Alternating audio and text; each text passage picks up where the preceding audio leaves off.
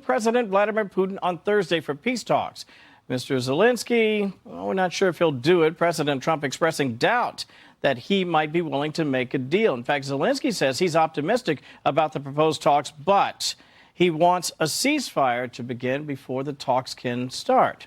The Ukrainian leader and other European stakeholders have been pushing for a 30-day pause set to begin on Monday, but the Kremlin so far has rejected that proposal, instead offering to restart talks in Istanbul. Meantime, the ceasefire between India and Pakistan appears to be holding, at least for now. The nuclear rivals accusing each other of violating the deal as multiple explosions rattled parts of the Indian-controlled Kashmir region overnight. President Trump, who broke the ceasefire deal, says he's willing to help both sides find a long-term solution on the disputed region. For more, let's bring in the Foundation for Defense of Democracy's founder, Cliff May, and Heritage Foundation visiting fellow and C2C Advanced Systems Vice President, Kriti Upadhyay. Great to have you both with us. We were just talking a moment ago about Pakistan and India. I just want to ask you if, by chance, Kriti, you feel as if this is something that will hold, or should we be concerned that we're going to be in this cycle of hold, more attacks, hold, more attacks? I think for now the ceasefire is going to hold, but let's not forget this is something that has been happening for years now. Yeah. Pakistan, even this crisis was provoked by Pakistan, which time and again has pursued asymmetric warfare against India. Let's not forget what happened, right? 26 people, many of them honeymooners, were attacked in a way which was very similar to what happened on October 7th in Israel. I think India, for its part, showed restraint and took out terror groups and camps like Lashkar-e-Taiba and Jaish-e-Mohammed, both U.S.-designated terror groups. In many ways, actually even avenging some of the deaths that happened to Americans like Daniel Pearl. So I think India has showed restraint, but you never know. For now, it holds, but then Pakistan is known to keep pursuing these proxy wars. Cliff, you have to admit, you should certainly give the president an A for effort. He has been saying he wants to broker a deal. He wants to keep the sides cool. But I think there's a lot of reasons to feel like this won't hold for very long if history is a guide. Yes, of course, you're right. I give him more than an A for effort, though. He managed to facilitate a ceasefire, and that's the best you can do. You're not going to facilitate peace or a path to peace, not when you're talking about a group like LET, Lashkar-e-Taiba. This is a terrorist group. When they went into the Indian-administered Kashmir, what did they do? They identified people as Hindus, and they killed the Hindus. That's what they did. There was also a Christian and a Muslim guide who tried to defend them, and they were killed as well. This is a terrorist group. It's a jihadi group. Maybe Pakistan reins them in for a while, but they're not going to open yoga studios anytime soon. This is what they do. They fight jihad against Hindus, Jews, Christians, the West, Muslim, moderates, secular, all of that. So we should understand, by the way, Russia and China did nothing to facilitate a ceasefire. Trump did, with great able assistance from J.D. Vance and from Marco Rubio. They deserve a lot of credit here. Yeah, and there's some lawmakers, including Tom Cotton, who say there's a lot yet to be done. I want to play a little sound, get you both to react on the other side. No country in the world has the kind of relationships and intelligence abilities that we do to give assurances to both India and Pakistan to help them walk back the conflict and get a ceasefire and try to work through their differences. Obviously, there's a lot still to be mediated.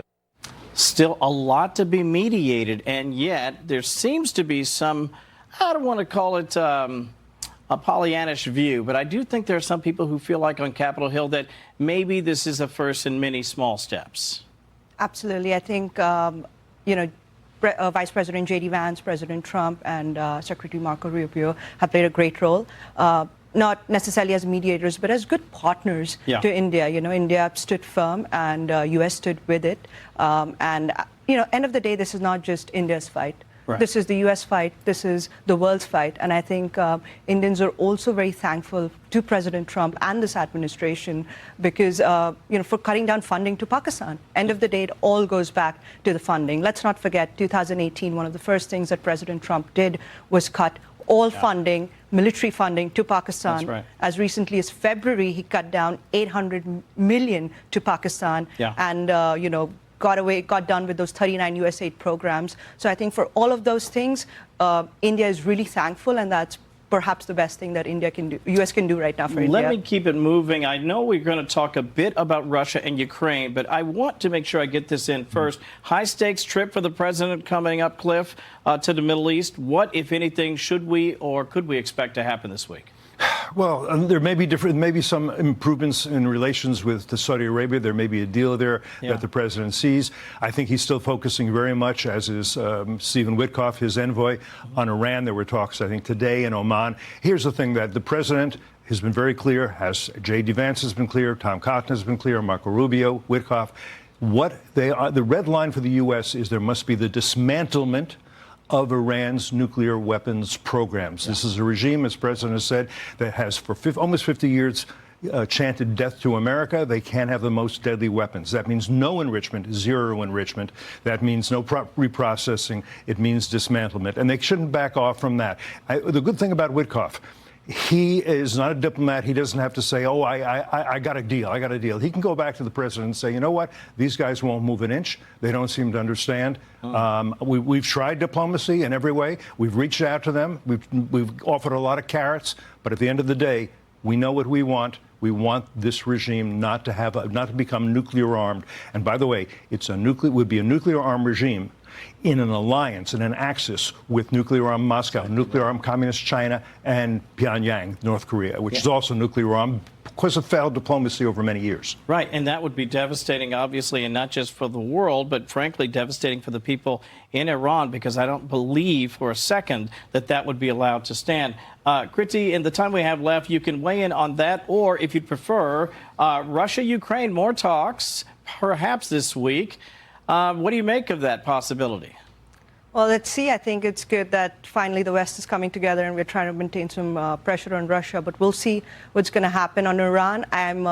Again, I think President Trump has really put in a deadline that either we can do this diplomatically or Iran has to face the consequence. And I just want to bring in one more point, that it's not just about the nuclear arsenal that Iran is making. It's also the support to, proxy groups like Houthis and others who are upending, commercial and global trade.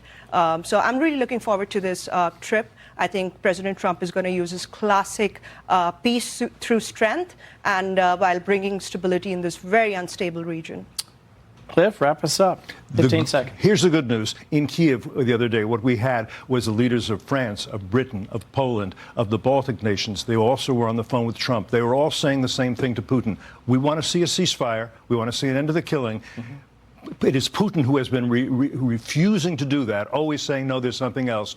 Now the West is united. They're threatening. Putin can see the storm clouds on the horizon. But those threats, there'll have to be real pressure on Putin. He won't do it without that pressure. Both President Trump and the Europeans have to exert that pressure. They have the means. They just have to do it. Yeah, and as Kriti was saying, finally Europe is on board here, and the more global pressure we have building, I think obviously that'll probably, at least we hope, make a bigger impact on Putin to maybe get to the negotiating table. Cliff and Kriti, thank you both so much. My great pleasure. Appreciate you both being here, and great to see you. It's been a long time. It's been a long time. Great to see you again. We're both a little more gray than we used to be. I am, anyway. Pope Leo the 14th laying out his vision for the papacy.